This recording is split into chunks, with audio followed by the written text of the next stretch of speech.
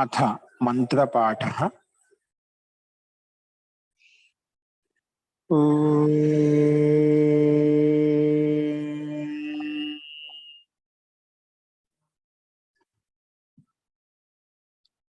सहनाववतु सहनौ भुनक्तु सह वीर्यं करवावहै तेजस्विनावधीतमस्तु मा विद्विषावहै। ओम शांति शांति शांति।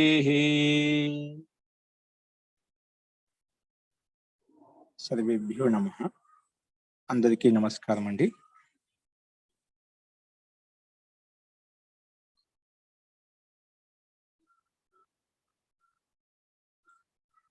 మనము సాంఖ్య దర్శనంలో 6వ అధ్యాయం అంతిమ చరణం చెప్పుకుంటున్నాము. నిన్న 53 సూత్రాల వరకు చూసాం. మనం ఇంకేం చెప్పుకున్నామంటే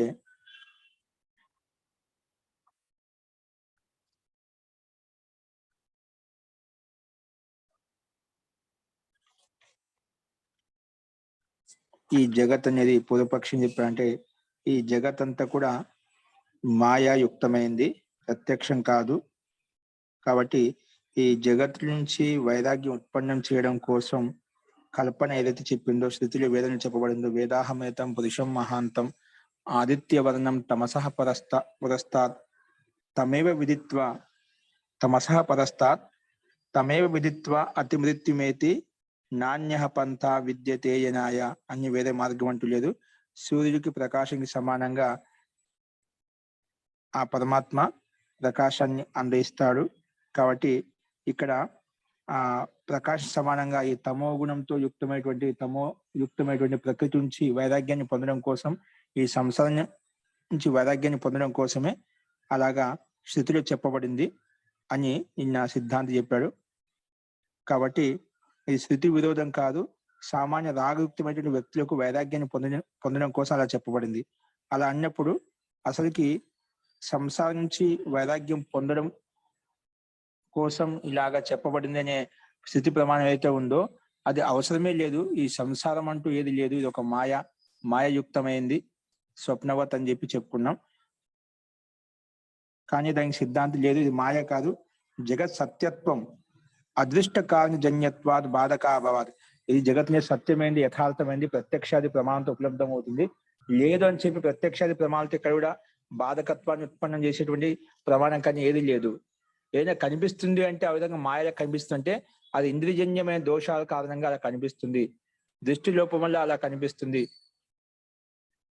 ఇంద్రియ చైతన్యం వల్ల, సంస్కార దోషం వల్ల అలా కనిపిస్తుంది. వాస్తవంగా జగత్ అయితే, సృష్టి అయితే మనకు ప్రత్యక్షంగా ఉంది. ఇది ప్రత్యక్షాది ప్రమాణాలతో కూడా ఉపలబ్ధం అవుతుంది చెప్పుకున్నాము. అన్య ప్రకారాంతర అసంభవ సద్ ఉత్పత్తి, అదేవిధంగా ప్రారంభంలో చెప్పుకున్నాం.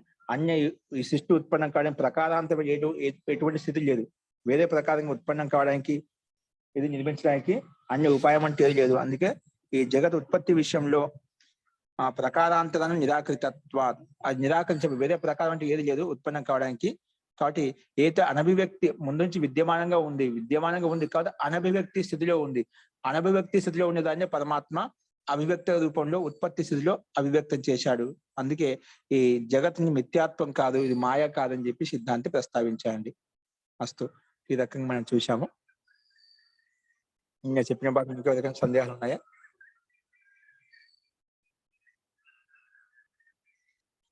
చూడండి, అయితే ఈరోజు చూడండి. నెక్స్ట్ 54వ సూత్రము భూమిక చూడండి.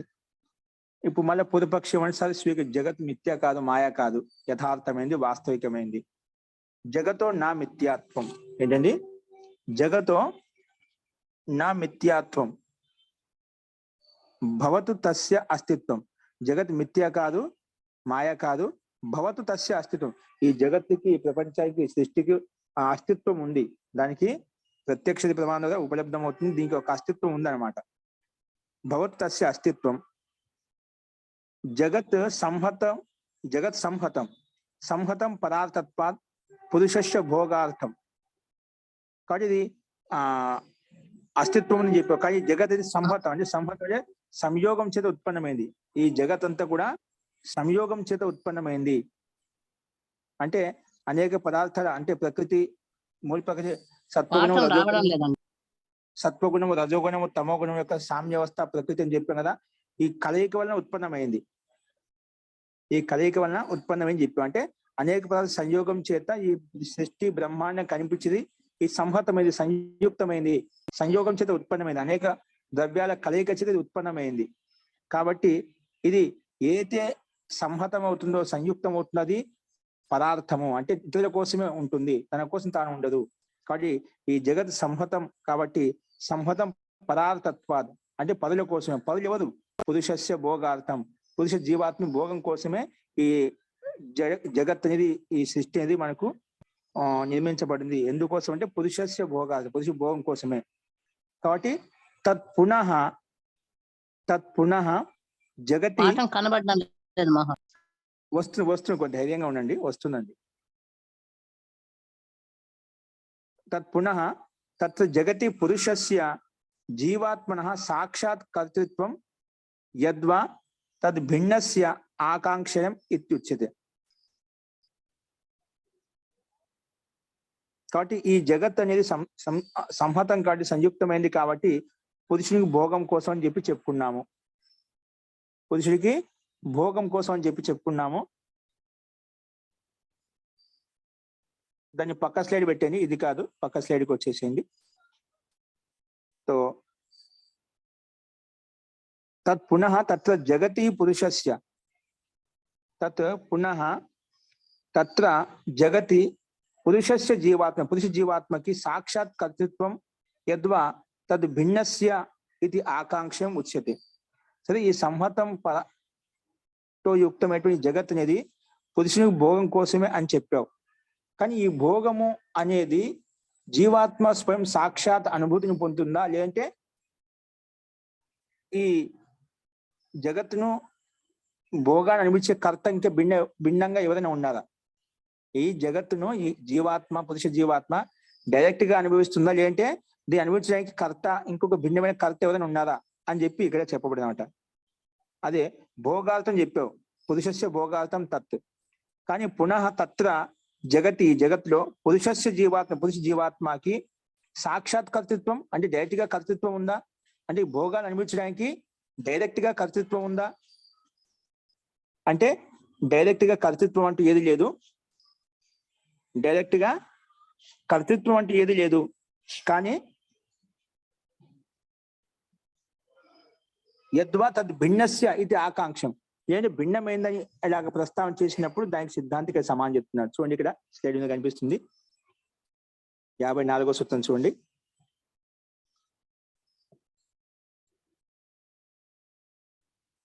జగతః నా మిథ్యాత్వం భవతు తస్య అస్తిత్వం. ఎందుకు? జగత్ సంహతం పదార్థత్వాత్, అంటే పురుషస్య భోగార్థం. తత్ పునః, అటువంటిది పురుష భోగం కోసం ఉన్నటువంటి ఈ జగత్ అనేది పునః తత్ర జగతి, ఈ జగత్తులో, ఈ సంసారంలో పురుషస్య పురుష జీవాత్మకి సాక్షాత్ కర్తృత్వం యద్వా తద్ భిన్నస్య ఇది ఆకాంక్షం ఉచ్యతే. ఈ జగత్తుకి అనుభవించడం కోసం జీవాత్మకి, పురుష జీవాత్మ సాక్షాత్ కర్తృత్వం ఉందా, లేదంటే భిన్నస్య, దీనికంటే అనుభూతిని పొందేటువంటి కర్తంగా భిన్నమైన ఏదైనా ఉందా? భిన్నస్య అయితే ఆకాంక్షం. ఇలా ప్రశ్న వేసినప్పుడు సిద్ధాంతి దీనికి సమాధానం చెప్తున్నాడు. ఏం చెప్తున్నా అంటే అహంకార కర్త నా పురుష. ఇక జీవాత్మ డైరెక్ట్ గా సాక్షాత్ అనుభూతిని పొందదు. అనుభూతిని పొందేది డైరెక్ట్ ఇక్కడ అహంకార. ఏంటి? అహంకార కర్త, అహంకార కర్త నా పురుష. ఏంటి? అహంకారము కర్త నా పురుష. ఈ జగత్తును డైరెక్ట్ గా జీవాత్మ అనుభూతిని పొందదు, కానీ ఎవరు పొందుతారు? దీని కర్త ఎవరంటే అహంకార కర్త నా పురుష అని చెప్పి సిద్ధాంతిక చెప్పామట. చూడండి దీనికి సమాధానం భాష్యంలో. అహంకార కర్తృత్వ వ్యాపారం అని. అహంకారం మాత్రమే దీని కర్తృత్వం ఎక్కడ ఎదుర్కొందంటే అహంకారం అనే తత్వానికి, అహంకారంతో యుక్తమైనటువంటి జీవాత్మకి, అంటే జీవాత్మ అహంకారంతో యుక్తమైనని అహంకారానికి కర్తృత్వం చూపిస్తున్నారు ఇక్కడ. కానీ అహంకార, అహం అనే నేను అనే భావన అంటుంది కదా, ఆ తత్వం అన్నమాట. అహంకార కర్తృత్వ వ్యాపారం అని, అదే కర్తృత్వ వ్యాపారంతో యుక్తమైంది. అంటే అహం వృత్తికస్య అంటే అహం వృత్తిక, అహంతో యుక్తమైనటువంటి, అహం అనే వృత్తితో యుక్తమైనటువంటి అంతఃకరణ స్థితి, అంతఃకరణలో ఉంటుంది. అహం భావన ఎక్కడ ఉంటుంది, అహంకారం ఎక్కడ ఉంటుంది, అంతఃకరణ సిస్టంలో ఉంటుంది అన్నమాట. అందుకే అహం వృత్తికస్య అంటే అంతఃకరణస్య కర్తృత్వ వ్యాపార తస్య అహంకారం కర్తృత్వ వ్యాపారం ఎలా ఉంది, చలన్ విచలన్ ధర్మవత్వాద్. అదే చలన్ అంటే తిరుగుతూ విచలిస్తూ ఉందన్నమాట, అంటే అన్ని రకాల గతివిధిని చేస్తూ ఉన్నమాట. అందుకే కర్తృత్వ వ్యాపార తస్య ఏంటి, చలన్ విచలన్ ధర్మవత్వ, ఆ ధర్మం ఉంది కాబట్టి, అంటే చలించేటువంటి విచలించేటువంటి ధర్మత్వంతో యుక్తమై ఉంది కాబట్టి. పురుషో నా అంటే పురుష నా కర్త, పురుషు కర్త కాదు. ఎందుకు, కర్తృత్వ వ్యాపారవాన్ నా అంటే కర్తకు సంబంధించిన వ్యాపారాలు ఏవైతే ఉన్నాయో, అనుభూతులు పొందేటువంటి వ్యాపారాలు ఏవైతే ఉన్నాయో అది కర్త అనుభూతి పొందడం లేదు. ఎందుకంటే తస్య నిష్క్రియత్వాత్ అంటే చలన విచలన ధర్మరహితత్వాత్. జీవాత్మ అనిలో అది నిష్క్రియవంతం, ముందుకు చెప్పినాం. ఆత్మ పురుష జీవాత్మ నిష్క్రియం, దాంట్లో ఎటువంటి చలనం గతివిధి ఉండదన్నమాట.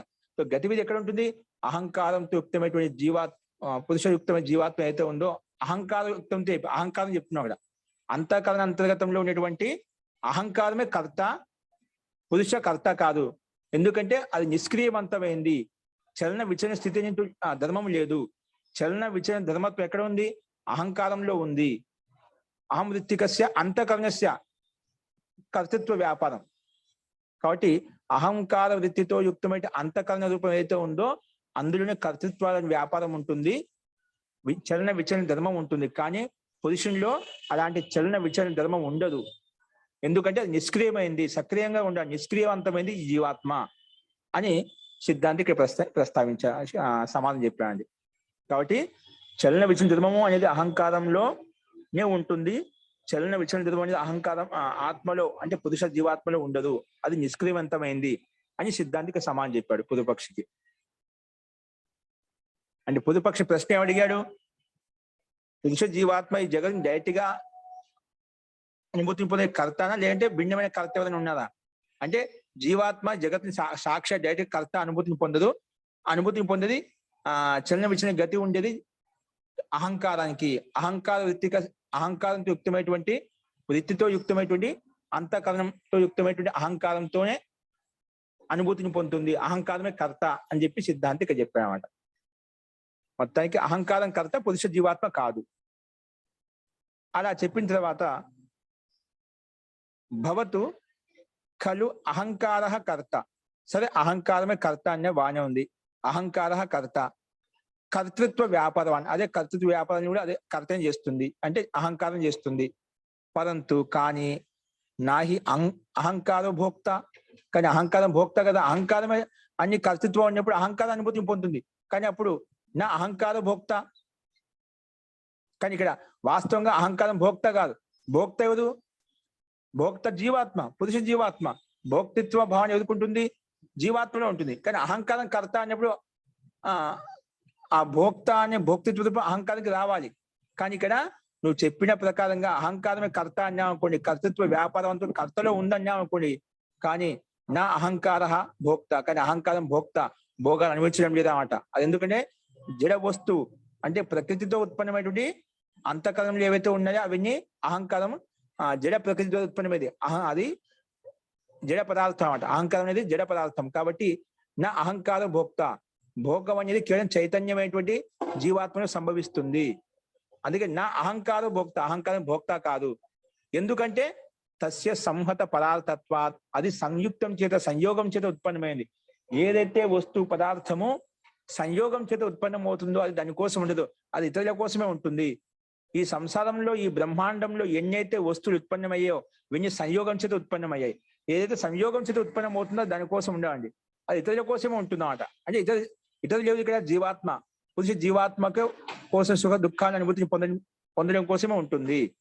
అది ఈ మనసు కూడా అంటే ఈ అహంకారం కూడా అది సంఘాతం చేత, సంయుక్తం చేత, సంయోగం చేత ఉత్పన్నమైంది కాబట్టి అది పదార్థత్వం అంటే పరుల కోసమే, అంటే జీవాత్మ కోసమే. అది ఇక్కడ చెప్పాడు. నా అహంకార భోక్త, ఎందుకంటే తస్య సంహత పదార్థత్వ, సంయుక్తమైంది కాబట్టి సంయుక్తమైన ఏదైతే ఉందో అది పదార్థత్వ, పరుల కోసమే ఉంటుంది. అందుకే పురుషో భోక్త ఇత్యేతత్, పురుషో భోక్త కాబట్టి పురుషో భోక్త ఇది ఏతత్ సహేతుకం ఉచ్యతే. ఇది హేతుపూర్వకంగా ఇక్కడ చెప్పబడుతున్నమాట. కాబట్టి పురుషే జీవాత్మే భోక్త, అహంకారం భోక్త కాదు. ఇందులో ఉదాహరణ పూర్వక సహేతుకం, హేతుపూర్వకంగా ఇక్కడ చెప్పబడుతుంది. సమాధానం ఏంటో అది కింద చూడండి భాష్యంలో. పురుషో భోక్త అయితే సహేతుకం ఉచ్యతే, హేతుపూర్వకంగా ఇక్కడ సమాధానం చెప్పబడుతుంది. చూడండి ఏంటంటే చిదావసాన భుక్తి, చిత్ అవసాన అంటే చిత్ చైతన్య ఆత్మకి, చైతన్య ఆత్మకి భోగం ఎక్కడ అవసాన, చిదవసాన భుక్తి. చిద్ అవసాన అంటే చైతన్య జీవాత్మలో, చైతన్య పురుషుల్లోనే ఈ భోగాలన్నీ ఉంటాయి, భోగానుభూతి కలుగుతుంది, అంటే సుఖ దుఃఖ భోగానుభూతి కలుగుతున్నమాట. ఎందుకు? తత్ కర్మార్జితత్వాద్, ఎందుకంటే ఆ జీవాత్మ కర్మలు చేసింది కాబట్టి. తత్ కర్మ అర్జితత్వాద్, ఈ కర్మను అర్జించింది కాబట్టి, అంటే ఈ కర్మలను సుఖ దుఃఖ పుణ్యదుఃఖ కర్మాశని ఆ జీవాత్మే పొందింది కాబట్టి, ఆ స్వ కర్మార్జితం కాబట్టి ఈ కర్మార్జితమైనటువంటి స్వయం కర్మలకు భోక్త కూడా చైతన్య ఆత్మలో సంభవిస్తాయి, భోగాల్ని చైతన్య జీవాత్మలో సంభవిస్తాయి అని ఇక్కడ చెప్పబడిందండి. అస్తు చిదవసాన భుక్తి, ఎందుకు? తత్ కర్మార్జితత్వాద్, ఆ జీవాత్మే కర్మను అర్జించింది కాబట్టి అని చెప్పి సిద్ధాంతికి ప్రస్తావించాడు. అస్తు దీనికి భాషను చూడండి. భుక్తి సిదవసాన, భోగ, భోగం అంటే ఏమిటి? భోగ కలు చితి అంటే చేతనే, చితి అంటే ఏమిటి? ఇక్కడ సూత్రంలో చితి ఉంది, చిదాన అనే చిత్తనే అంటే చైతన్య జీవాత్మ. చితి అంటే చేతనే, అంటే దాన్ని ఓపెన్ చేసే పురుషే అవసానం, అంటే భోగాలు ఎక్కడ పురుషంలో అవసానం అవుతాయి, అంటే సంస్థానం అవుతాయి. యస్య తథాభూత పురుష సంస్థానం అంటే పురుష నిమిత్తం, పురుషాయ ఇతి యావత్. కాబట్టి ఈ చిత్తంలోనే అంటే చైతన్య పురుషంలోనే ఈ భోగాల యొక్క అవసానం జరుగుతుంది. సంస్థానంతో అక్క ఆ చిత్తమే, చైతన్యయుక్తమైన జీవాత్మే వాటి అనుభూతిని పొందుతుంది. అందుకే తథాభూత పురుష సంస్థానం అనేది, అంటే పురుషునిలో ఈ సంస్థానం అంటే ఈ భోగాల యొక్క సంస్థానం అంటూ ఉంటుందన్నమాట. పురుష నిమిత్తమే, పురుషునిలో నిమిత్తంగానే ఉంటుందన్నమాట. అందుకే పురుష ఇది యావత్, ఈ పురుషుని భోక్త, జీవాత్మనే భోక్త, అహంకారం కాదు ఇక్కడ. కుతః, ఎందుకంటే తత్ కర్మార్జితత్వాత్, ఇవన్నీ చైతన్య పురుషులో అవసానం అవుతాయి. ఈ భోగాలన్నీ కూడా వాటి సంస్థానం కూడా అక్కడే ఉంటుంది, నిమిత్తం కూడా అక్కడే ఉంటుంది, పురుషునిలోనే ఉంటుంది అని చెప్పుకున్నాం. ఎందుకంటే కుతః తత్ కర్మార్జితత్వాత్, పురుషస్య తత్ కర్మార్జితత్వాత్, ఈ పురుష జీవాత్మనే పుణ్య పాప కర్మాశయం సంచితం చేసుకుంది కాబట్టి, సంచిత కర్మాశయం దీని దగ్గర ఉంది కాబట్టి వాటి యొక్క సుఖ దుఃఖానుభూతిని కూడా జీవాత్మే అనుభవిస్తుంది. భోగాలను ఆ జీవాత్మే చూస్తూ ఉంటుంది అన్నమాట, అనుభూతిని పొందుతూ ఉంటుంది. పురుషస్య తత్ కర్మార్జితత్వాత్ అంటే తస్య అహంకారస్య కర్మని, అంటే ఇవన్నీ అంటే అహంకారం యొక్క కర్మ, అంటే జీవాత్మకు ఈ అహంకారం అనే తత్వము సహాయకంగా ఉండి పనిచేస్తూ ఉంటున్నాడు, జీవాత్మకు అత్యంత నికటంగా ఉండి పనిచేస్తూ ఉంటున్నాడు. తస్య అహంకారస్య కర్మాని, అహంకార కర్మలు ఏవైతే ఉన్నాయో అంటే తత్కర్మాని అర్జితాని, అంటే ఆ కర్మను అర్జించిందంటే అది కర్మాశని ఉపలబ్ధం చేసుకున్నాడు కర్మల ద్వారా. తత్కర్మాని అర్జితాని అంటే ఉపార్జితాని, చరితాని అంటే చరిత అంటే సంచిత, ఇవన్నీ పర్యాయ శబ్దాన్ని. ఇక్కడి నుంచి తస్య అహంకారస్య కర్మాని తత్కర్మాని అని చెప్పుకున్నాం.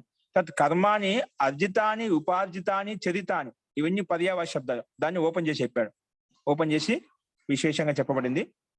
తత్కర్మాని అంటే అర్జితాని, అర్జితాని అంటే ఉపార్జితాని, దాన్ని చరితాని అంటే సంచితాన్ని, అవి సంచయించుకుని జీవాత్మే ఈ కర్మల ద్వారా పాప పుణ్య కర్మాశని సంచయం చేసుకుంది. యస్మై పురుషాయ తత్ కర్మార్జిత, అంటే ఇవన్నీ అహంకారం ఎవరి కోసం సంచయం చేసింది? యస్మై, ఏ పురుషుడి కోసమే సంచితం చేస్తుందో సా తత్ కర్మార్జిత, అది పురుష జీవాత్మ సంకల్పం చేసింది కాబట్టి అహంకారం అదే విధంగా పనిచేసింది అన్నమాట.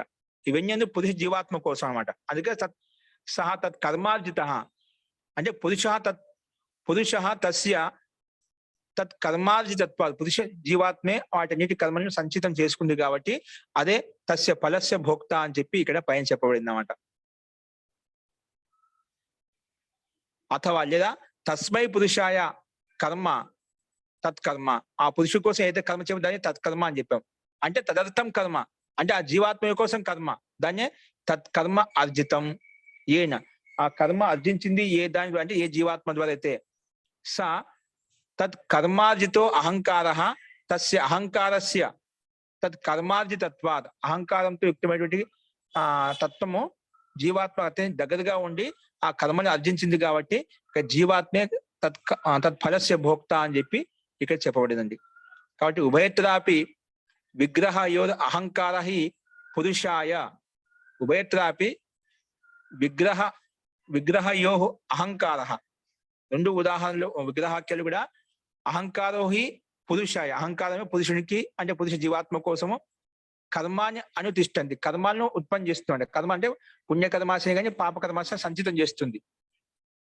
తస్య పదార్థత్వ, ఎందుకంటే అహంకారం పదార్థం అంటే తన కోసం తాను చేయదు అంటే అహంకారం సంహతం కాబట్టి అయితే సంయోగం చేత ఉత్పన్నమైంది కాబట్టి, అలా జీవాత్మ సంయోగం చేత ఉత్పన్నం కాలేదు, అది నిత్య శుద్ధ బుద్ధ ముక్త స్వభావం అన్నమాట. కానీ అది అహంకారం మాత్రం సంఘాతం చేత ఉత్పన్నమైంది కాబట్టి సంఘాతం ఏదైతే ఉందో అవన్నీ పదార్థం పదుల కోసం ఉంటాయి, జీవాత్మ కోసమే. అందుకే తదర్థం కర్మ తత్ కర్మార్జితం అని చెప్పి చెప్పుకున్నామట. కాబట్టి ఉభయత్ర కర్మాని అనుతిష్టతి, రెండు రకాలుగా పురుషుని కోసమే కర్మను ఉత్పన్నం చేస్తుంది. ఎందుకంటే తస్య పదార్థత్వాత్ అంటే పురుషార్థత్వాత్ అని చెప్పి చెప్పుకున్నామట. ఎలాగంటే దానికి ఒక లౌకిక దృష్టాంతం చూపించదు. కుటారవత్, కరణం ఉపకరణం సాధనం. చూడు కుటారవత్ అని చెప్పి అంటే గొడ్డలికి సమానంగా, గొడ్డలింటి కరణం అంటే ఉపకరణం అంటే సాధనం. దీన్ని 3 రకాలు విడిచి చెప్పామట. ఇదేంటి గొడ్డలి మనం కర్తకు సాధనం అంటే ఏదో ఒక వస్తువును భిన్నం చేయడం కోసం, ఒక పదార్థాన్ని ఒక కర్రను వేరువేరు చేయడం కోసం సాధనం అన్నమాట.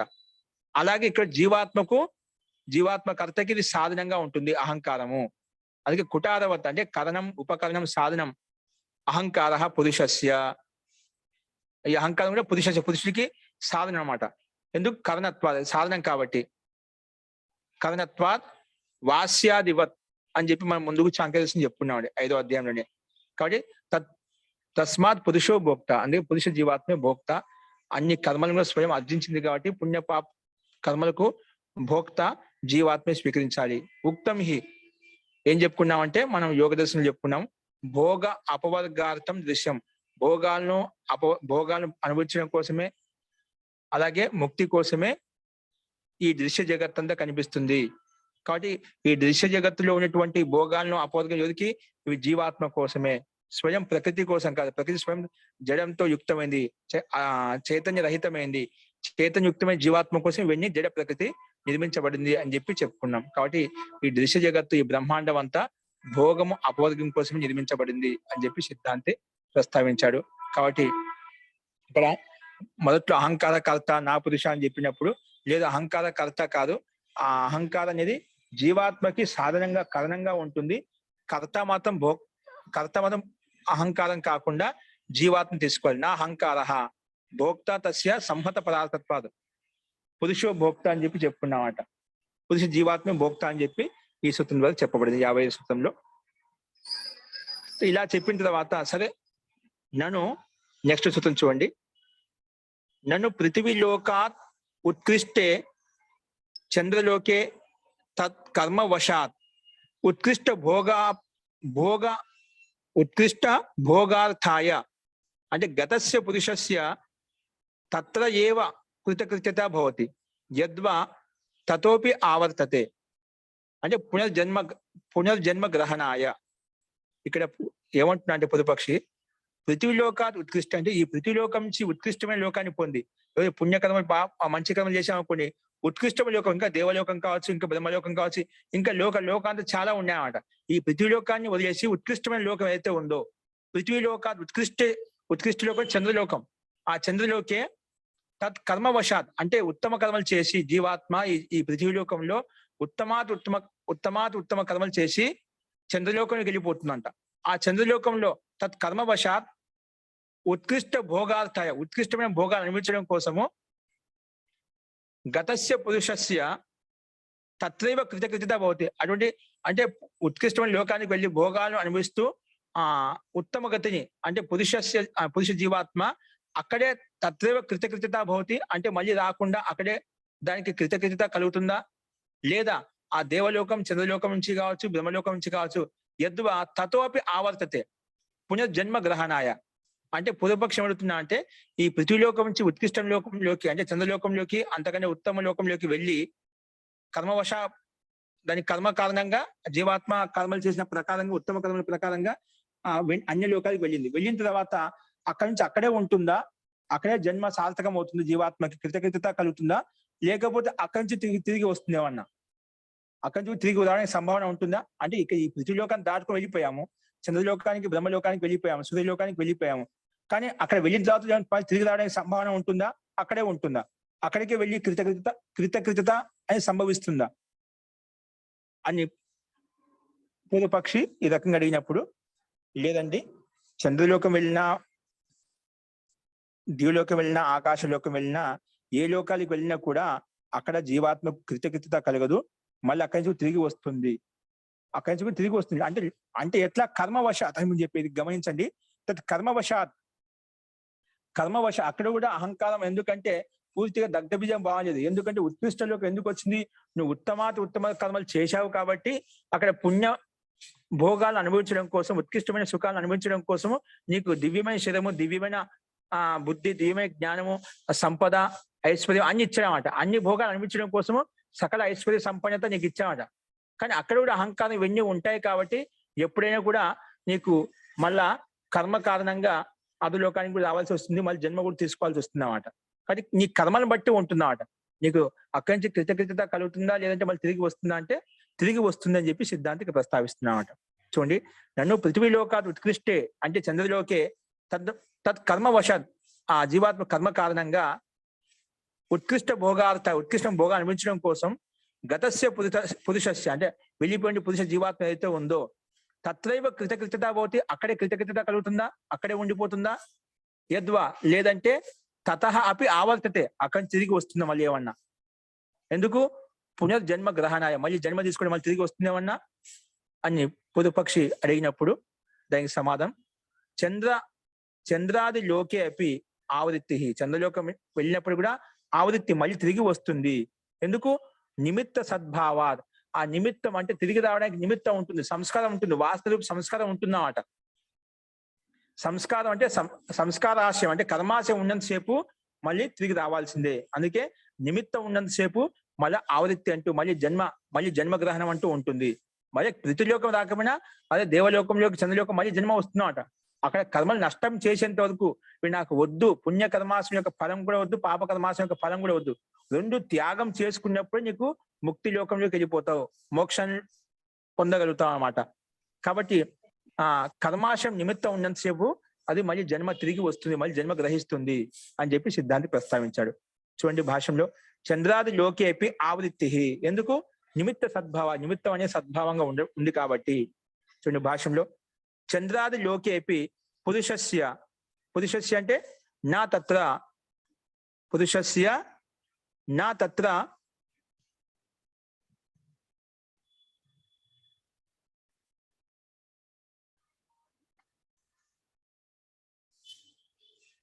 పురుషస్య నా తత్ర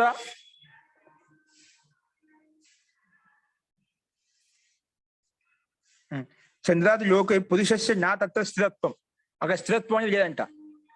చంద్రాది లోకాలు బ్రహ్మలోకము ఇంకా వేద లోకాలకు వెళ్ళినప్పుడు కూడా ఉత్తమ కర్మలు చేసి నా స్థిరత్వం, చూడండి పైన భాష కనిపిస్తుంది, చంద్రాది లోకే అపి పురుషస్య అంటే పురుష జీవాత్మకి నా తత్వ స్థిరత్వం, అక్కడ స్థిరత్వం ఉండదన్నమాట. స్థిరత్వం అంటే కృతజ్ఞత కలగదు, స్థిరత్వం కృతజ్ఞతవా నా, అది కృతజ్ఞత కానీ అక్కడ స్థిరంగా ఉంటుంది కానీ అలా ఉండదు. కింటు తత్రాపి అక్కడ కూడా పునర్జన్మావృత్తి భవతి, అక్కడ కూడా మళ్ళీ ఆవృత్తి అని కలుగుతుంది, మళ్ళీ జన్మ అంటే తీసుకుంటూ ఉంటుంది. ఎందుకు నిమిత్త సద్భావాత్ అంటే పునర్జన్మ నిమిత్తస్య అంటే అవివేక వాసనాదికస్య అవివేకంతో యుక్తమైనటువంటి వాసన రూపి సంస్కారం ఉంటుంది కాబట్టి ఇంకా భోగాలు అనిపించాలి. అహంకారం, కీర్తి, యశం, ప్రతిష్టలు ఇవన్నీ సకల భోగాలు అనిపించడం కోసము మనిషికి ఆకాంక్ష ఉంటుందన్నమాట. కాబట్టి పునర్జన్మ నిమిత్తస్య అవివేక వాసనాదికస్య అవివేకంతో యుక్తమైన వాసన రూపి సంస్కారం ఉంది కాబట్టి వర్తమానంగా ఉంది కాబట్టి మళ్ళా పునర్జన్మావృత్తి భవతి, మళ్ళీ జన్మ ఆవృత్తి కలుగుతుంది. అక్కడ కూడా కలుగుతుందన్నమాట. వేరే చంద్రలోకం, భూలోకం, బ్రహ్మలోకం వెళ్ళిపోయిన తర్వాత మళ్ళీ తిరిగి రాదు, జన్మ ఉండదు అనుకోవద్దు. అక్కడ కూడా ఉంటుందన్నమాట. ఎందుకు? అవివేక వాసనాదిక అవివేకంతో యుక్త వాసన సంస్కారం ఉంది కాబట్టి అక్కడ కూడా మళ్ళీ జన్మ అంటూ తిరిగి వస్తూ ఉంటుంది. మళ్ళీ అంటే కర్మలను దగ్ధబీజం చేసేంత వరకు, వాసన దగ్ధబీజ భావం చేసేంత వరకు మనకు జన్మ ఏ లోకం వెళ్ళినా నిరంతరంగా ఉంటుంది. కాబట్టి దివ్యాది దివ్యమైన ఉత్కృష్టమైన లోకాలను పొందినప్పటికీ కూడా మనము అంటే సకల సామర్థ్యం కలిగినప్పటికీ కూడా మనకు సంసారం అంటున్న జన్మ అంటున్నాం అంటే ఏదో ఒక రకంగా నీకు సుఖ బాహుల్యం ఉన్నప్పటికీ కూడా దుఃఖం కూడా ఖచ్చితంగా ఉంటుంది. నీకు దుఃఖరహితమైన స్థితి ఎక్కడ కలుగుతున్నా కేవలం ముక్తిలో మాత్రం సంభవిస్తుంది. ఎంత ఉత్కృష్టమైన పొందినప్పటికీ కూడా సంసారంలో పుణ్యకర్మలు చేసి దుఃఖం కూడా ఖచ్చితంగా ఉంటుందన్నమాట. ఎందుకంటే సంసారంలో సుఖంతో పాటు దుఃఖం కలిసింది మాట. సుఖంతో పాటు దుఃఖం కలిసింది కదా సుఖం అంటున్నమాట. సంపూర్ణ సుఖం కాదు. సంపూర్ణ సుఖం కేవలం ఆనందం పరమాత్మ ద్వారా సంభవిస్తుంది. అది ముక్తిలో సంభవిస్తుంది. సంసారంలో నీకు ఆ సౌకర్యాలు, సామర్థ్యం ఎక్కువగా ఉంటుంది, కానీ దుఃఖం కూడా ఉంటుంది, దుఃఖ ప్రాబల్యం కూడా ఉంటుంది. మన దేవి దేవతలను చూస్తున్నామంట. ఇంతమంది దేవి దేవతలు అయినప్పటికీ కూడా మనం వాళ్ళు కూడా దేవతలు కూడా రాక్షసులు కూడా మనం వాళ్ళు కూడా ఇతిహాసం చెప్పుకున్నామంటే పురాణాల్లో అక్కడ వాళ్ళు కొట్టుకునేవాళ్ళు. అంటే అహంకారంతో కొట్టుకునేవాళ్ళు. అక్కడ విద్య, బలము, సామర్థ్యం అన్ని ఉన్నాయి. అహంకారంతో కొట్టుకునే వాళ్ళు అన్నమాట. కాబట్టి అన్ని ఉన్నప్పుడు కూడా అహంకారం అడ్డు వస్తుందో అన్నమాట. ఇంకా అక్కడ పూర్తిగా ఐశ్వర్యం, సామర్థ్యం ఉంది కాబట్టి భోగాల పట్ల ఆకర్షణ ఉంటుంది, భోగాలు అనుభవిస్తూ ఉంటారు.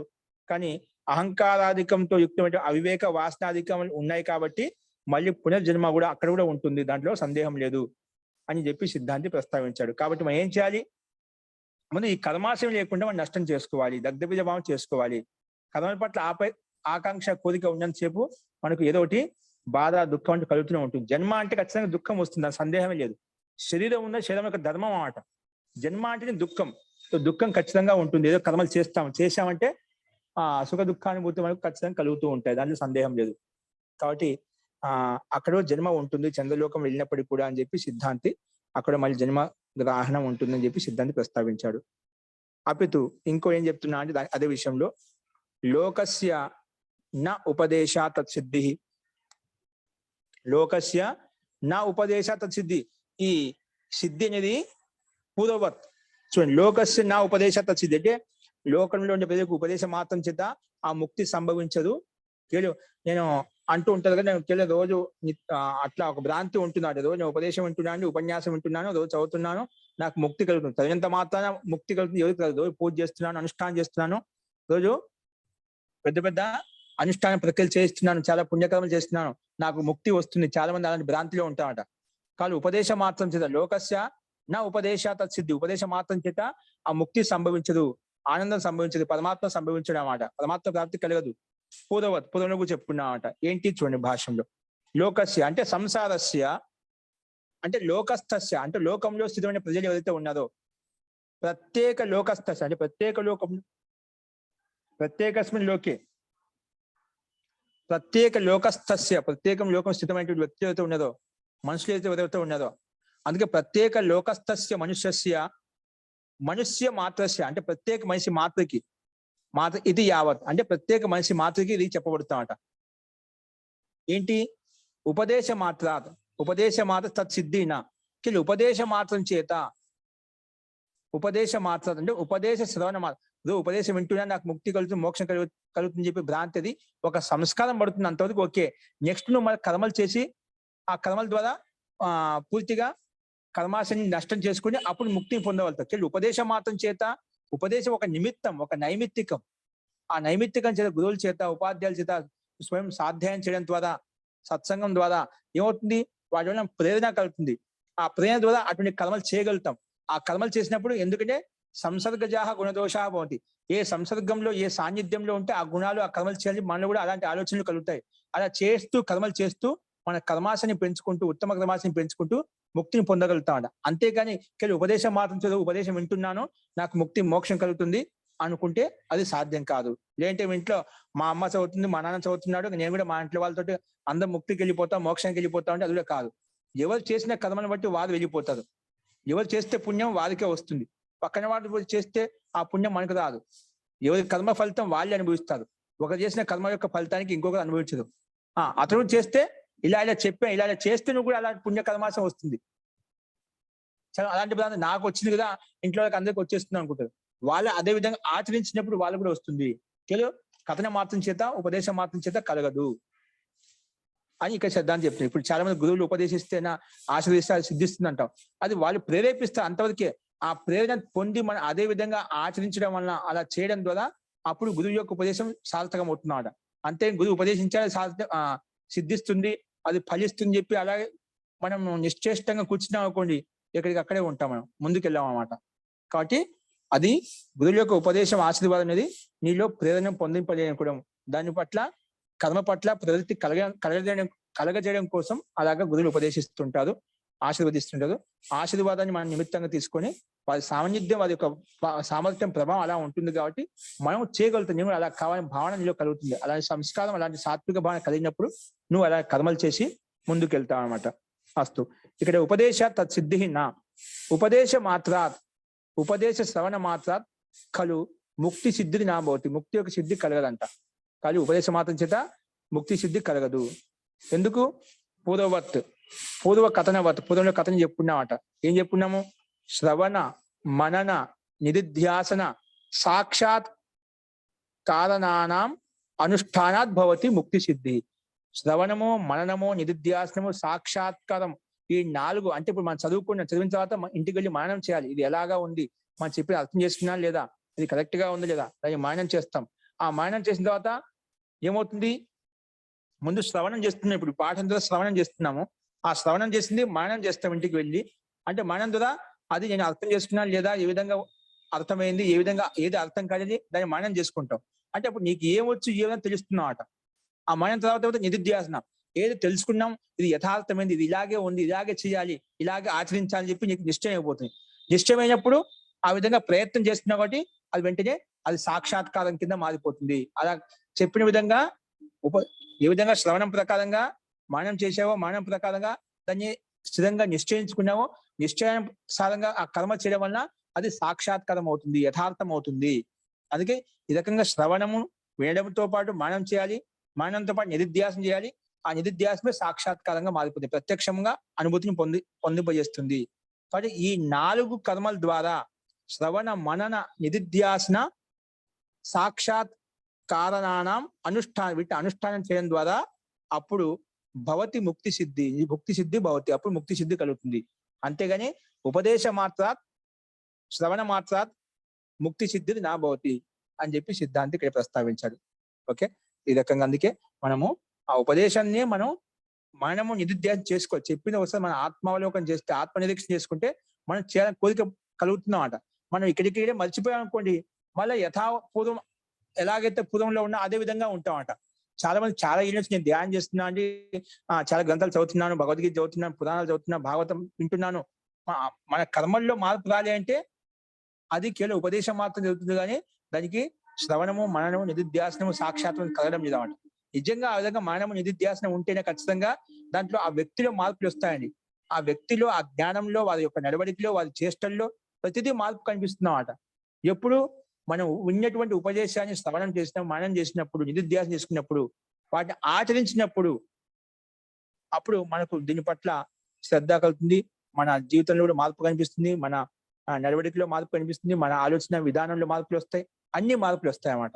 కాబట్టి ఆ రకంగా ఇక్కడ ఉపదేశం ఎలా చేయాలంటే శ్రవణము, మననము, నిధిధ్యాసనం చేసినప్పుడే మనకు అది సాక్షాత్కారం అవుతుంది, అప్పుడే ముక్తి కలుగుతుంది అని చెప్పి సిద్ధాంతి ఇక్కడ ప్రస్తావించాలండి. అస్తు.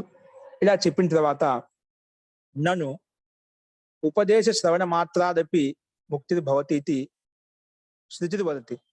కేవలము ఇది కేవలం ఉపదేశం మాత్రం చెప్పి సామాన్య కథనే కాదు, శృతి వేదం కూడా చెప్తున్నమాట.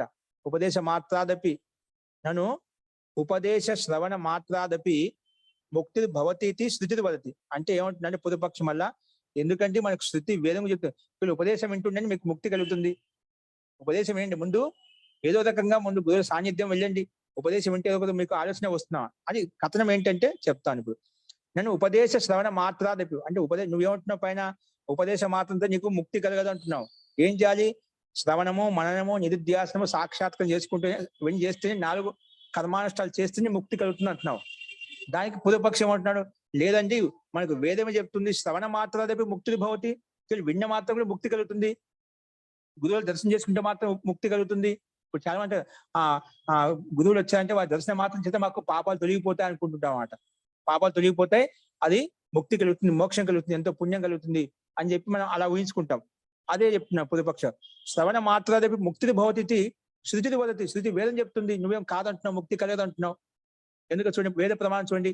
శృత్వాచ మేధావి బ్రహ్మలోకే మహీయతే, శృత్వాచ విని మేధావి అంటే బుద్ధిమంతుడైపోయి బ్రహ్మలోకే మహీయతే, బ్రహ్మలోకంలోకి మహీయతే అంటే విచరిస్తాడు, మహాంతంగా అక్కడ బ్రహ్మలోకాన్ని పొందుతాడు, అన్యలోకాన్ని పొందుతాడు అని ఇక్కడ మనకు వేదం ప్రమాణం చెప్తుంది. శృత్వ అంటే విని, శృత్వాచ మేధావి బ్రహ్మలోకే మహీయతే, బ్రహ్మలోకంలో మహాంతమైనటువంటి స్థానాన్ని పొందగలుగుతాడు. ఇక్కడ మన ప్రత్యక్షంగా బ్రహ్మలోకాన్ని పొందుతా అని చెప్పి ఈశ్వర తత్వాన్ని పొందుతా అని చెప్పి మనకు ప్రత్యక్ష ప్రమాణం ఉంది. నువ్వేమో శ్రవణ మాత్రం చేసి ముక్తి కలగదు అంటున్నావు. దానికి సమాధానం ఏం చెప్తున్నా సిద్ధాంతి అలా అడిగినప్పుడు? పారంపర్యేణ తత్ సిద్ధవు విముక్తి శృతి.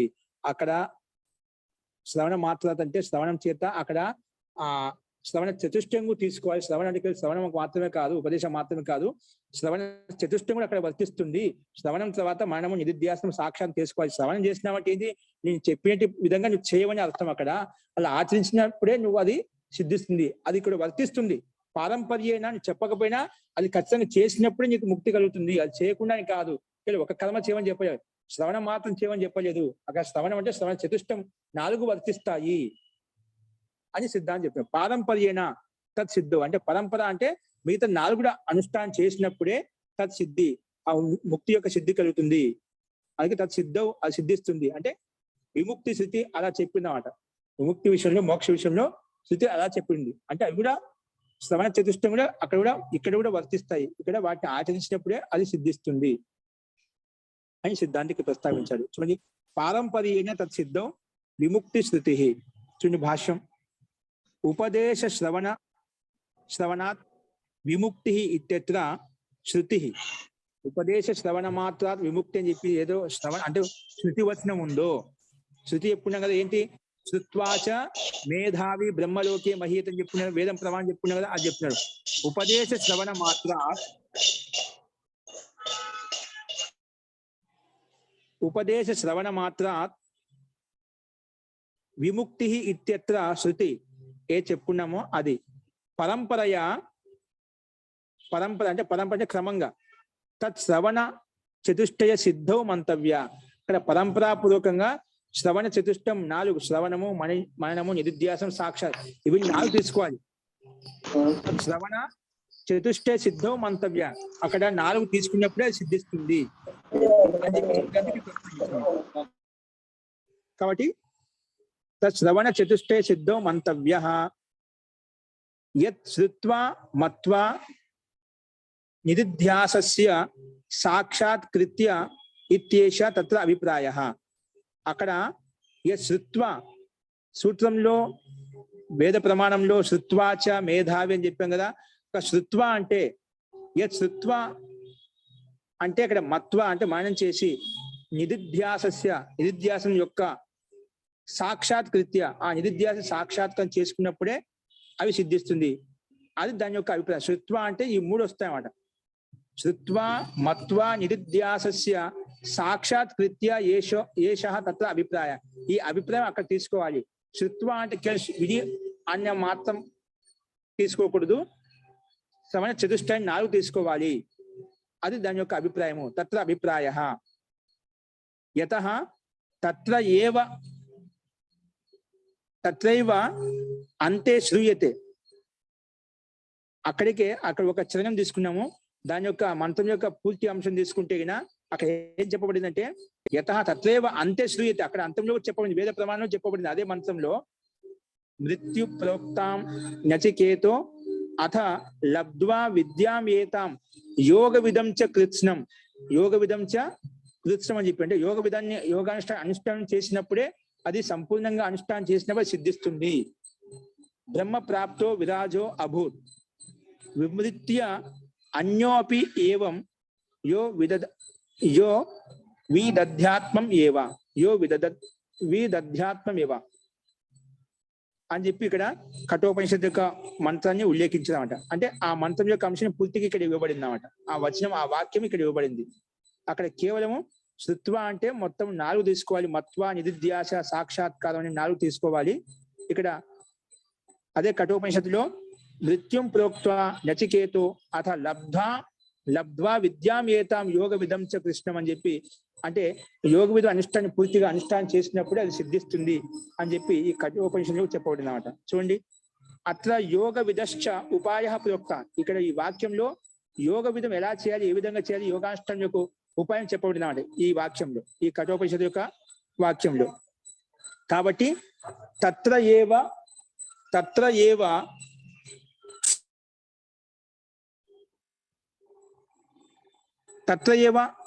ఇదమపి ఉక్తం. అక్కడ ఇది కూడా చెప్పబడింది. ఏం చెప్పబడింది? ఏతత్ శ్రుత్వా అంటే సంపరిగృహ్య మర్త్యః ప్రవృద్ధ్య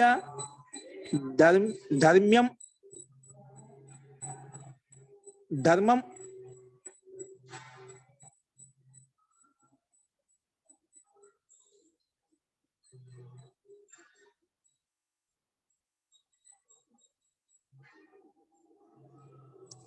మోదనీయం లబ్ధ్వా అని చెప్పి చెప్పబడింది అన్నమాట. ధర్మ్యం అనుమేతాం ఆప్య స మోదతే అంటే మోదనీయం లబ్ధ్వా అంటే ప్రసన్నంగా ఏదైతే పొందాలనుకుంటాడో, సంతోష ఆనందాన్ని పొందాలనుకుంటాడో అది ఎట్లా పొందుతుంది? ఈ 4 ద్వారా శృత్వ, సంపరిగృహ్య, మర్త్య, ప్రవృద్ధ్య, ధర్మ్యం అణుం ఏతాం ఆప్య స మోదతే. ఇవన్నీ 4 రకాలుగా అనుష్ఠాన్ని ఆచరించినప్పుడే, యోగ విధాన్ని అనుష్ఠానం చేసినప్పుడే వీటిని ఆప్య అంటే పొంది స మోదత అంటే అతను ప్రసన్నంగా ఉంటాడు. మోదనీయం లబ్ధ అంటే పొందవలసింది ఏదైతే పొందాలనో అది పొంది సహా ప్రసన్నంగా మోదతే ప్రసన్నంగా ఉంటాడు. అంటే అణుం ఏతాం ఆప్య అది పొందినప్పుడే. ఏవి? సంపరిగృహ్య, మర్త్య, ప్రవృద్ధ్య అంటే శ్రవణము, మననము, నిధిధ్యాసనం సాక్షాత్కారం చేసినప్పుడే అవి ప్రసన్నంగా ఉండగలుగుతాడు, ఆనందంగా ఉండగలుగుతాడు అని ఇక్కడ ఈ మంత్రంలో చెప్పబడింది. కాబట్టి అది ఇక్కడ వివరంగా చెప్పబడింది. కఠోపనిషత్తు యొక్క వచనమే. అత్ర వచనే శృత్వ అంటే శ్రవణం కృత్వ, సంపరిగృహ్య అంటే అది మత్వ మననం చేసి, మననం కృత్వ అని అర్థం. ప్రవృద్ధ్య అంటే నిధిధ్యాసస్య అంటే నిధిధ్యాసనం కృత్వ నిధిధ్యాసనం చేసి, ఆప్య అంటే ప్రాప్య, సూత్రంలో పై వచ్చింది ఆప్య అని అంటే పొంది, ఆప్య అంటే ప్రాప్య అంటే పొంది. ఏంటి పొంది? సాక్షాత్కృత్య సాక్షాత్కారం పొంది అనమాట. అలాగే సాక్షాత్కారం కృత్వ ఇది స్పష్టం హి శ్రవణ చతుష్టయం అత్ర వర్తతే. ఇక్కడ స్పష్టంగా శ్రవణ చతుష్టయాన్ని తీసుకోవాలి. కేవలం శ్రవణ మాత్రత అనే వచనం, శృత్వాచ అనే కేవలం వచన మాత్రం తీసుకొని అక్కడ ఉపదేశం మాత్రం తీసుకుంటే అది సిద్ధించదు. శృత్వాచనగానే శ్రవణ చతుష్టయం ఇక్కడ కూడా తీసుకోవాలి. అది పరంపరగా అది కూడా వర్తిస్తుంది. ఈ 4 చతుష్టయ అనుష్ఠానం ఉన్నప్పుడే, యోగ కృత్స్నం ఉన్నప్పుడే నీకు ఈ ముక్తి ప్రాప్తి, ముక్తి సిద్ధి కలుగుతుంది అని చెప్పి సిద్ధాంతి ఇక్కడ ప్రస్తావించండి. అస్తు. ఇందులో ఎదుక సందేహం ఉందని ఇప్పుడు చెప్పండి.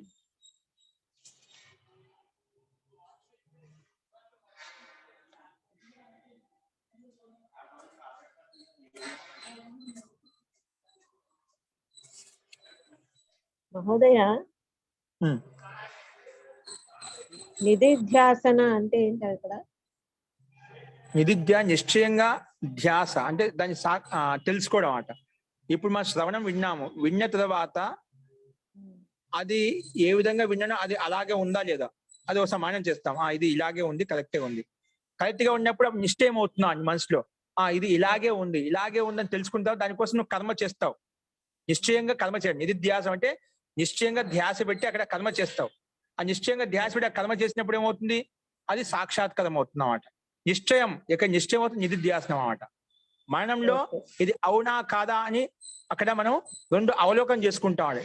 ఇది ఇలాగే ఉందా, ఇది ఇలా కాదా, ఇది ఎలా ఉంది, అక్కడ సందేహ నివృత్తి చేసుకున్నాం. సందేహ నివృత్తి తెలిసిన తర్వాత ఇది ఇలాగే ఉందని చెప్పగానే అప్పుడు నిధిధ్యాసనం చేస్తాం. ఆ నిధిధ్యాసనం చేస్తే ఆ నిధిధ్యాసనం నిశ్చయంగా తెలుసుకొని అదే విధంగా కర్మ చేయడం వలన అది సాక్షాత్కారం. కర్మ చేయడం అని అంటే దాని ఫలితం వస్తుంది, సాక్షాత్కారం అవుతుంది అన్నమాట. నిధిధ్యాసనంలో నిశ్చయం చేసుకుంటాము. మనంలో అక్కడ మనం అవలోకనం చేస్తాం, రెండు విచారిస్తాం. మననంలో విచారం ఉంటుంది, నిధిధ్యాసనంలో నిశ్చయం ఉంటుంది అన్నమాట. నిశ్చయం అయిపోయిన తర్వాత ఆ కర్మ చేస్తాం, ఇది ఇలాగే ఉంది, ఇలాగే చేయాలి.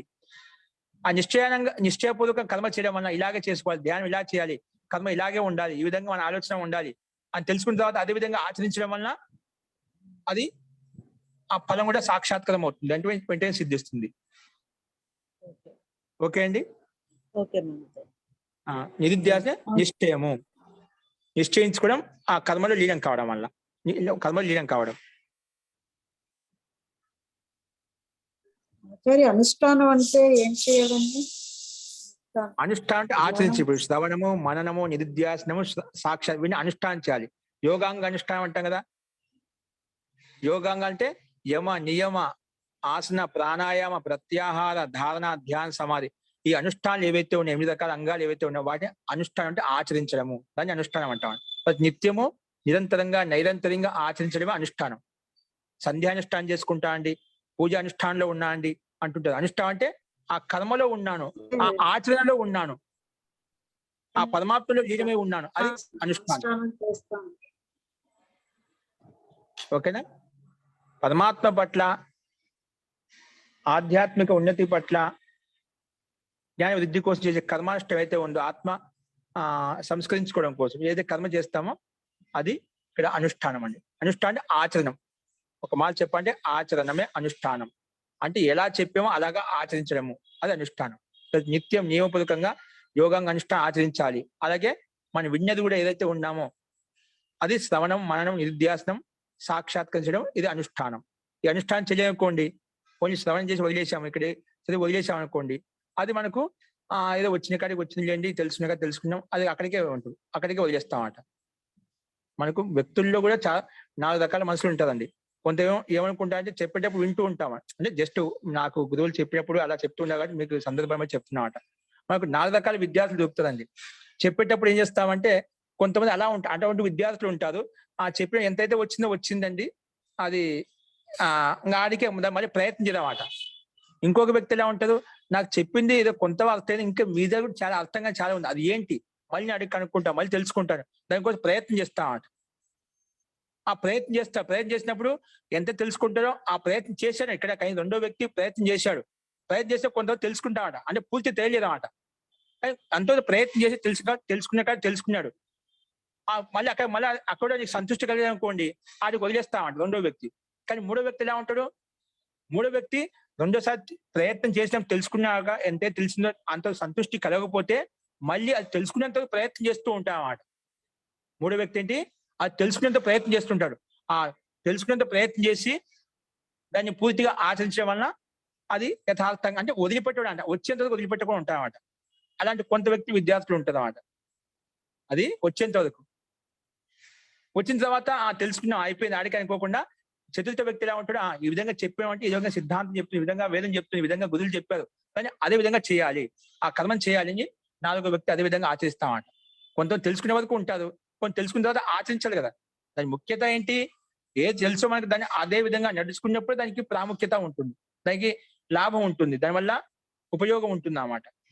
కాబట్టి ఇక్కడ ఈ రకంగా వ్యక్తుల్లో మన విద్యార్థులు 4 రకాల వ్యక్తులు చూస్తుంటారు, ప్రతి చోట ఉంటుందన్నమాట. కొందరు సామాన్యంగా ఉంటారు, చెప్పిందే చేస్తారు, కొంచెం చెప్పిందే కాకుండా అదనంగా చేస్తారు, అదనం కాకుండా ఇంకా బాగా తెలుసుకొని కొంచెం అందరికి ఉపయోగపడే విధంగా చేస్తారు. అంతేకాకుండా కొంతమంది ఇంకా అందరికీ ఉపయోగపడే విధంగా చేస్తూ ఉంటారు అన్నమాట. అది ఒక్కొక్క వ్యక్తి యొక్క యోగ్యతని బట్టి, జ్ఞాని బట్టి ఉంటుంది అన్నమాట. కాబట్టి ఆ రకంగా అనుష్ఠానం మనం చేసుకోవాలి, నిశ్చయం మనం చేసుకోవాలి. అది మనం ఏ స్థితిలో ఉన్నామని ఇట్లాంటి అనుష్ఠానం చేసినప్పుడు, ఆచరించినప్పుడు మనం ఆత్మ నిరీక్షణ చేసుకోండి. దీన్ని ఈ రకంగా చెప్పుకోవచ్చు.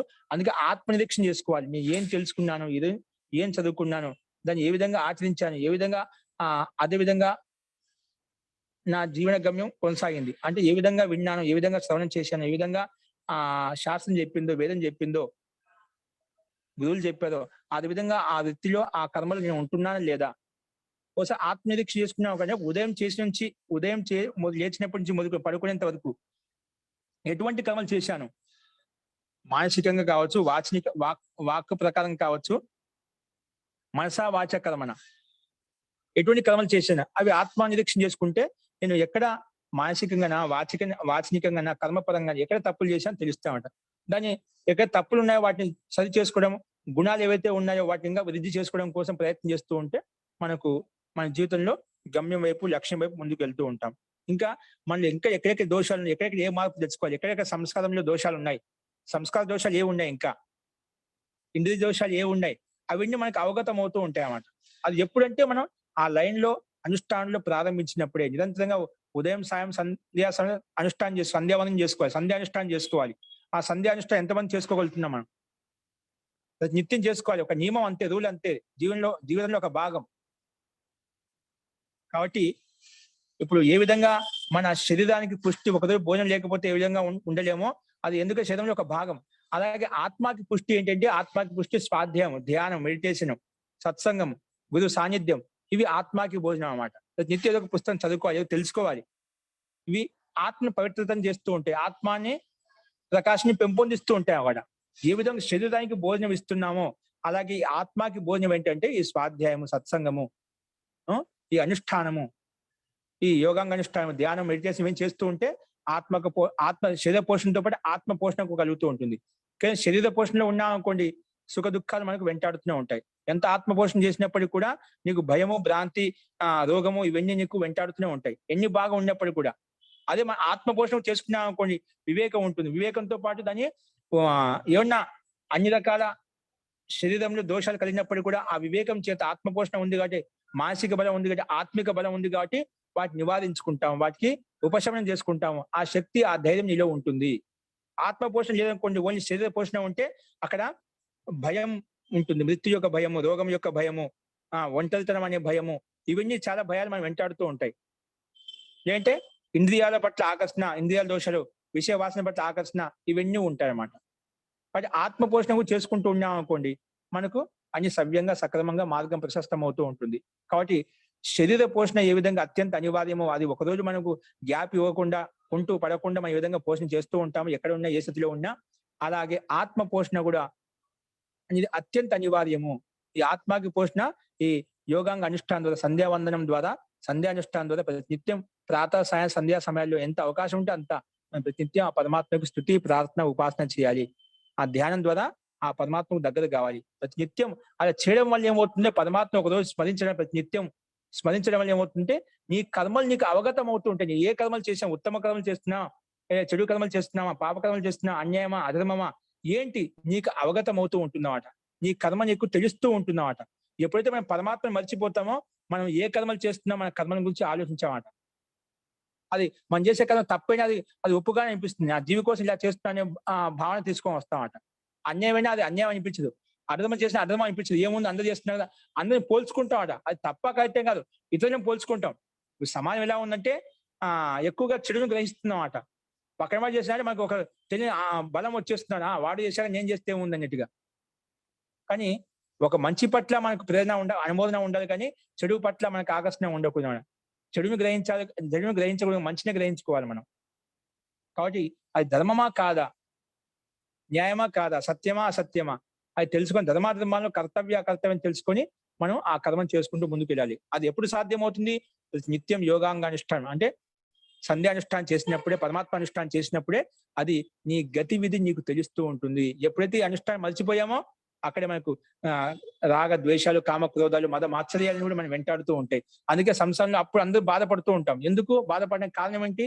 ముఖ్యంగా అనుష్ఠాన్ని మర్చిపోయాం కాబట్టి, సంధ్యానుష్ఠానం మర్చిపోయాం కాబట్టి. అందుకే బ్రాహ్మణులు అంటారు, ఇప్పుడు సంధ్యానుష్ఠానం చేసుకోవాలండి, సరస్వతి పూజ చేసుకోవాలండి, ఈ అనుష్ఠానం నాకు బాకీ ఉందండి. ఎందుకంటారు? ఎందుకు వాళ్ళు బ్రాహ్మణ నిరంతరంగా బ్రహ్మలో లీనమై ఉంటున్నమాట. ఇప్పుడు చాలా మంది వాళ్ళు కూడా శైథిల్యం వచ్చేస్తున్నమాట. కానీ బ్రాహ్మణులే కాదు, ప్రతి ఒక్కరికి ఇది వర్తిస్తుంది. కేవలం బ్రాహ్మణులకే కాకుండా బ్రాహ్మణులు, క్షత్రియులు, వైశ్యులు, శూద్రులు అందరికీ వర్తిస్తున్నమాట. అందరికీ అదే శరీరమే, పరమాత్మ ద్వారా ఇచ్చిన శరీరమే, దాంట్లో ఎటువంటి మార్పులు లేవు. కాకపోతే మనలో ఉండే గుణ కర్మ స్వభావ ప్రకారంగా మనము ఈ వర్ణ వ్యవస్థ కల్పించుకున్నాము. కానీ ప్రతి ఒక్కరికి అనుష్ఠాన అనివార్యము, ప్రతి ఒక్కరూ చేసుకోవచ్చు అన్నమాట. కాబట్టి ఎవరికి ఎలా యోగ్యత ఉందో యోగ్యతానుసారంగా మనం కర్మలు చేస్తూ ఉండాలి. అందుకే ఇక్కడ ఆ యోగ్యత ఎవరికి లేదు వాళ్ళు గురువుల సాన్నిధ్యంతో పెద్దల వల్ల చెప్పిన విధంగా నడుచుకోవడం వల్ల మనకు అదే విధంగా ఆచరించడం వల్ల మనము జీవితం సుఖంగా సంతోషంగా అనుకున్న నీ లక్ష్యాన్ని చేరుకోవడానికి అనుకూలంగా ఉంటున్నది. కాబట్టి ఈ రకంగా అనుష్ఠానం అనేది ప్రతి నిత్యం శరీర పోషణతో ఆత్మపోషణ కూడా కలగాలంటే ఈ అనుష్ఠానం అనేది అత్యంత అనివార్యం. అదే ఇక్కడ శ్రవణానుష్ఠానం యోగాంగ అనుష్ఠానం చెప్పి కూడా చెప్పబడింది కఠోపనిషత్తులో. యోగాంగాన్ని అనుష్ఠానం చేసినప్పుడే మన జీవితం సుఖంగా సంతోషంగా ఉండగలుగుతాం. అస్తు. మహోదయ, యోగ్యత అనేది మన ఆలోచన నుంచి వస్తుందా లేకపోతే కర్మఫలం అని అట్లా కూర్చోవాలి? యోగ్యత అంటే ఎంతైతే జ్ఞానం ఉంటో అంత యోగ్యత పెరుగుతున్నది. జ్ఞానాన్ని బట్టి యోగ్యత వస్తుందన్నమాట. మనం ఒక విషయం గురించి ఎంతైతే తెలుసుకుంటున్నామో, ఎంత లోతుగా తెలుసుకుంటున్నామో దాన్ని బట్టి యోగ్యత ఏర్పడుతుంది. అదే సాధన వల్లనే వస్తుంది కదా. అది సాధన వల్లే వస్తుందన్నమాట. నీలో ధైర్యము, సాహసము,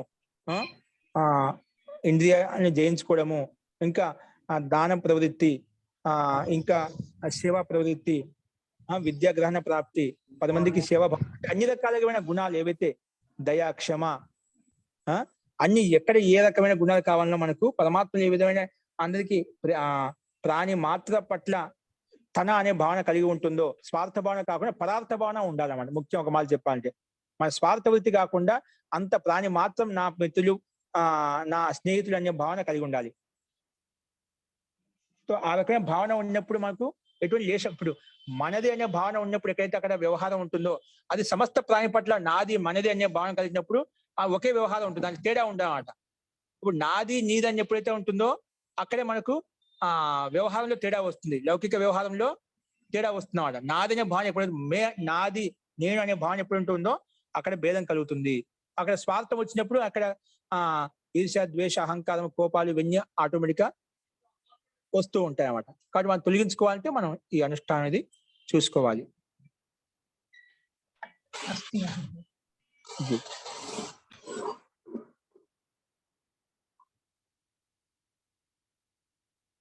అస్తు. ఇంకెవరికన్నా?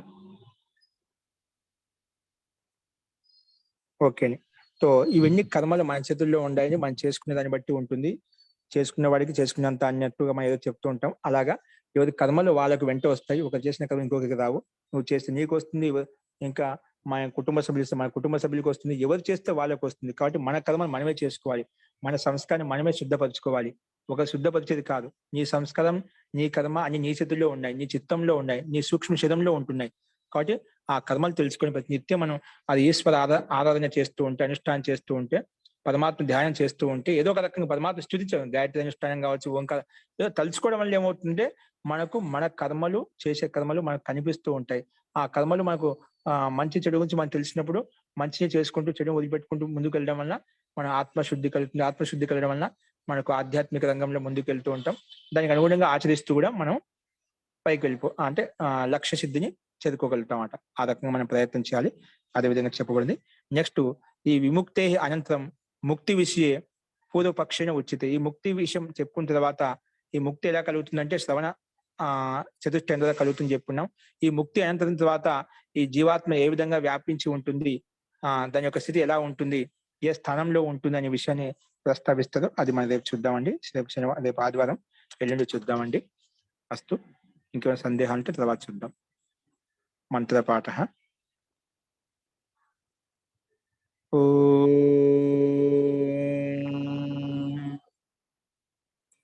సర్వే భవంతు సుఖినః, సర్వే సంతు నిరామయాః, సర్వే భద్రాణి పశ్యంతు, మా కశ్చిద్ దుఃఖభాగ్ భవేత్.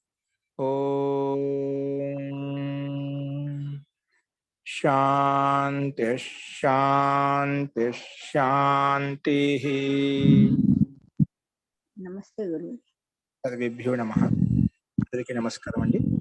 నమస్తే మహోదయ. ధన్యవాదాలు మహోదయ. నమస్తే ఆచార్య. నమస్తే ఆచార్య.